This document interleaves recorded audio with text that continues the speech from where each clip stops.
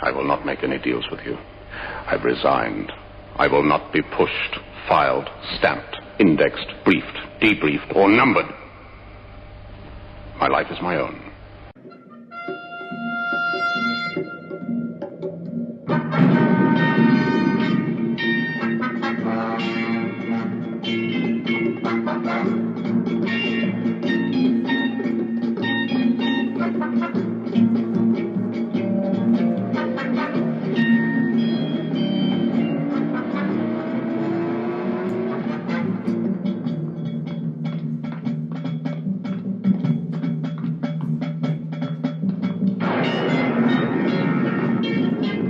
Welcome to another exciting episode of the Captain Mike Show. This is a continuation of an earlier series. Check out the previous episode or two before this, called How to Spot the Beginning of the Tribulation. And so that's a really important subject, I think, right now, considering all the geopolitical shifting and shenanigans that are going on in the earth as of recent. And so without further ado, let's pick up where we left off before. And that was in Daniel chapter 11, starting about verse 30 or 31. And as a quick, brief recap there, in the previous video, I stated that that is probably the blessed place in Daniel 11 to start discerning, are they talking about the future coming Antichrist, or are they talking about one of those previous Alexander the Great general types? And so this is a really good verse 30, Daniel 11:30, where it says, for the ships of Shittim shall come against him, therefore he shall be grieved and return and have indignation against the Holy Covenant. So just remember, that's a good pivot point to when this prophet is now speaking into the future. And so we're going to just dissect a little bit of Daniel 11 and then go into Daniel 12, describing some characteristics. We won't get too deep, because what our main focus is to use the world government of the 10 toes and the 10 horns that come up to kind of figure out the best we can when that 7-year period, when that tribulation actually starts, which isn't really black and white. But I think, as I said before, God's left us some interesting clues along the way. But let's dive into Daniel 11 a little bit more. Now in verse 31 of Daniel 11, it states, "And arms shall stand on his part, and they shall pollute the sanctuary of strength, and shall take away the daily sacrifice, and they shall place the abomination that maketh desolate. And such as do wickedly against the covenant shall be corrupted by flatteries, but the people that do know their God shall be strong and do exploits." So there's some pretty scary stuff there, but there's also some pretty good promise as of God to the people that are living during this time, that they're going to have a strong anointing on them to do exploits for God. But the thing I want to point out about verse 31 is that, remember, it's talking about the abomination that maketh desolate. And this is spoken of in several places in Daniel 9. We just read that, 9:24 through 27. And then Jesus himself in the Matthew 24, I think it's I'm not sure if it's in Mark and Luke, but at least one of the other ones, it repeats that whole abomination of desolation again. And Jesus himself even refers back to Daniel. When you see the abomination of desolation spoken of by the prophet Daniel, then, watch out, things are starting. So this isn't a fairy tale. This is even something Jesus himself, pay attention to the book of Daniel, because there's a lot of keys to end time prophecy in the book of Daniel. So, okay, moving on. And then verse 33, "And they that understand among the people shall instruct many, yet they shall fall by the sword and by flame, by captivity and by spoil many days. Now when they shall fall, they shall be holpen," or helped with a little help, "but many shall cleave to them with flatteries. Some of them of understanding shall fall, to try them and to purge and to make them white, even to the time of the end, because it is yet for a time appointed." Okay, verse 36, let's just continue, because I was going to stop, but this is a good point here. Verse 36, and then we'll stop. "And the king shall do according to his will," speaking of the Antichrist, "and he shall exalt himself and magnify himself above every god, and shall speak marvelous things against the God of gods, and shall prosper till the indignation be accomplished, for that is determined shall be done." So this is a sure prophecy. It's going to be done. It's like what Daniel 9:27 says, to fulfill all righteousness, to fulfill all the promises of God. So now, obviously, there's a lot of persecution. We're talking probably here when we're in at least probably the midpoint of the 3.5 years into the tribulation, because there's a lot of persecutions happening in these few verses here against Christians. And you'll see that mirrored in the New Testament when we get into that. We're going to go there in a minute. In Matthew 24, Mark 13, and Luke 21, all very similar but come from a different angle, the same all that prophecy that Jesus spoke about the end times. But so there's that, but pretty much those things out there in Jesus's time in those verses are talking about these verses we just read, 30 through about 36. Okay, now I'm going to see how much more I want to really do this, because I'm not trying to get into the characteristics of the Antichrist so much as when the tribulation starts.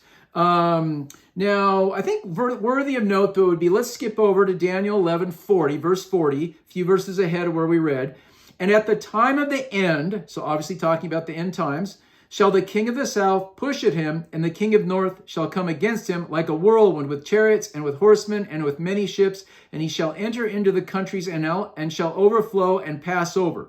He shall enter also into the glorious land, and many countries shall be overthrown, but these shall escape out of his hands, even Edom and Moab and the chief of the children of Ammon. That would be kind of modern day Jordan and that whole area of the Negev desert area.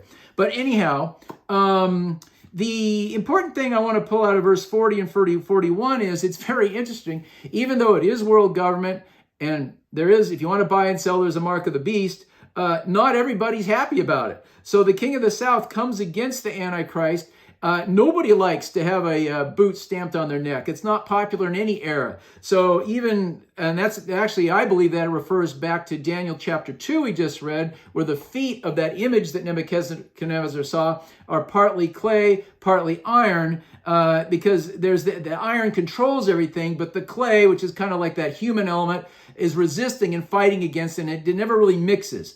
Even though he does have dominion over the earth, especially for 3.5 years, the latter part of the 7 years, he has complete control and wreaks havoc on the earth. So, but anyway, yeah, just interesting to know that, freedom is popular even in the tribulation period.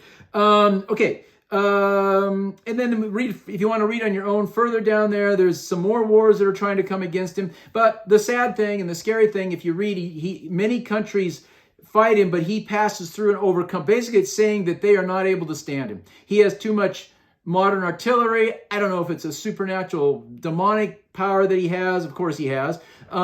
That's overcoming all these things, but for whatever reason, nobody's able to stand against him at this point. And that's actually going to be talked about in Revelations, especially 13, 14 area.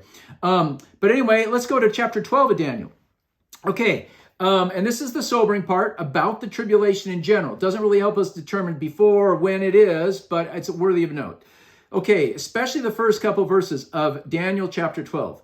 And at that time shall Michael stand up, the great prince which standeth for the children of thy people. And there shall be a time of trouble, such as never was since there was a nation, even to that time. And at that time thy people shall be delivered, every one that shall be found written in the book. And many of them that sleep in the dust of earth shall awake, some to everlasting life, and some to shame and everlasting contempt.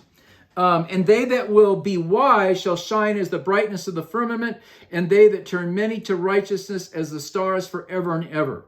But thou, O Daniel, shut up the words and seal the book, even to the time of the end. Shall many run to and fro, and knowledge shall be increased. Okay, let's stop there. But let me read verse 1 again, because let this sink in. And at the time, verse 1 of chapter 12 of Daniel. And at that time shall Michael, at that time, the end times, the tribulation time. At that time shall Michael stand up, the great prince, which standeth for the children of thy people. And there shall be a time of trouble, such as never was since there was a nation, even at that same time. And at that time thy people shall be delivered, every one that shall be found written in the book. Okay, so it's going to be a very bad time. And Jesus mirrors Daniel. Boy, I'm telling you what, Jesus sure respected Daniel and really loved Daniel a lot, referred back to him a lot. And Jesus will repeat those words that there will be a tribulation like never been before. So don't kid yourself. This is something that is not to be reckoned with. It's hard on Christians. It's hard on non-Christians alike. But the promise in the end of verse 1 of chapter 1 is obviously there's an indication that the rapture happens at some point there to get the Christians out of the way of the wrath of God. That's kind of the mid-trib philosophy that I hold on to and others. That, before things get super, super bad and, giant rocks start falling out of the sky and the earth upheaval and all that stuff happens, that we do get out of here. Now, I'm not a pre-trib believer, so don't go there. I believe the church goes through, at least half of the tribulation. So it's tough times for the church. There's no getting out of jail free card at all for the believers or unbelievers in this. It's a tough time. Okay. And then interesting. I like verse 4. But thou, O Daniel, shut up the words and seal the book, even to the time of the end. Many shall run to and fro, and knowledge shall increase. There's a little nugget there of the technological advancement of this period that Daniel didn't know about. People run to and fro. Look, airplanes, cars. They didn't have a way of rapid transportation back then. And knowledge shall increase. Obviously, the internet, the communication, the computers. So there's a lot of extra knowledge in the earth that there wasn't before. So that's an indication just before the time of the end. Okay, that's awesome. Another Captain Mike show. Thank you for joining us. If you like this teaching, please consider donating by clicking on the PayPal link in the description area of this video. If you would like to contact me directly, you may email me at thecaptainmikeshow@yahoo.com. Remember, Acts 4:12, neither is there salvation in any other, for there is none other name under heaven given among men whereby we must be saved. Speaking of Jesus Christ. And also, please remember John 14:6. Jesus say unto him, I am the way, the truth, and the life. No man cometh to the Father but by me. Blessings to all of you, and until next time, be seeing you.